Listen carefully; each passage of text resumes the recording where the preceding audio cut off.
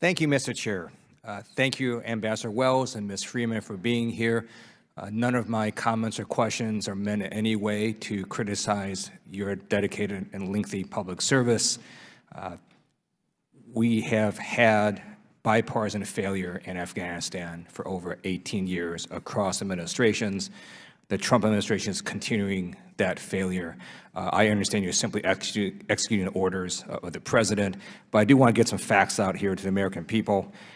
Ms. Wells, approximately how many U.S. service members and U.S. civilians have died in the Afghan war? About 2,400. Okay. With civilians, it's over 4,000. Is that correct? I actually don't have that statistic, but I take your data. About how many U.S. service members have been wounded in the Afghan war? 26,000, sir? Yes, so correct. Over 20,000 at least. How many U.S. troops are currently in Afghanistan? Around 14,000. Okay. In 2016, before Donald Trump took office, how many U.S. troops were in Afghanistan?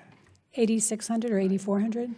So Donald Trump ran on a campaign of getting the U.S. out of endless wars, of getting us out of dumb wars in the Middle East.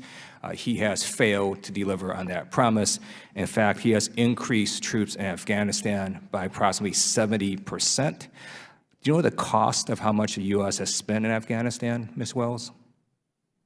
I don't have an exact figure. I don't think we've been able to produce an exact figure. We talk about $30 billion a year total in Afghanistan now. Thank you. So according to the Washington Post, it's been over $1 trillion. There's an article in the Washington Post saying Trump's Afghanistan troop increase adds to $1 trillion in war costs, and we have very little to show for this. We are still in a stalemate. There's no indication if we stay another 18 years that we're going to achieve any sort of victory. In fact, what ends up happening is because we keep killing civilians and other folks in Afghanistan, it makes terrorist recruiting that much easier. So I want to ask you about a Reuters article that came out today documenting that yesterday a U.S. drone strike in Afghanistan killed at least 30 civilian farmers. Are you aware of that drone strike?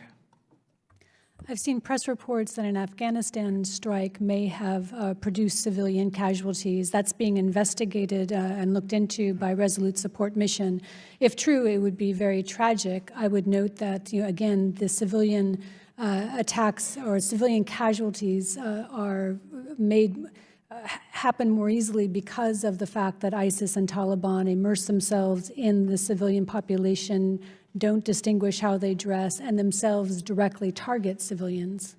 Thank you for that. We do have complete air superiority in Afghanistan, correct? Yes. Okay. And our drones can linger over a target for a fair amount of time, correct? Sir, I don't know whether the report that you're mentioning is a drone attack. The reports I've seen have suggested this was something that was, I don't know the details of the incident, so I don't want to comment on it. Sure. When I served on active duty in the U.S. military, one of the things I did is I briefed commanders on the law of armed conflict. As you know, intentionally targeting civilians is a war crime. It is also a war crime if it's a disproportionate use of force. So if you were to think that there may be 1 or 2 terrorists there and you're going to end up killing 30 civilians, you can't launch that strike either. So I look forward to administration providing us information as to if in fact this strike killed at least 30 civilians, what the purpose of that strike was, and how does this happen when we have complete air superiority and our air assets can linger over targets for a fair amount of time. And all of this does bring me to how do we now conclude our failure in Afghanistan. So when is the next meeting that the administration is going to have with the Taliban? Has that been scheduled? No, the talks are paused at this stage. Right. So not only have we now had over 4,000 U.S. service members, civilians killed in Afghanistan, by your estimate, 26,000 service members wounded, over $1 trillion spent on this war in Afghanistan. We are in a stalemate, and the administration has now zero strategy, zero scheduled talks. no ability to get us out of this quagmire. It is time to bring our troops home. I yield back.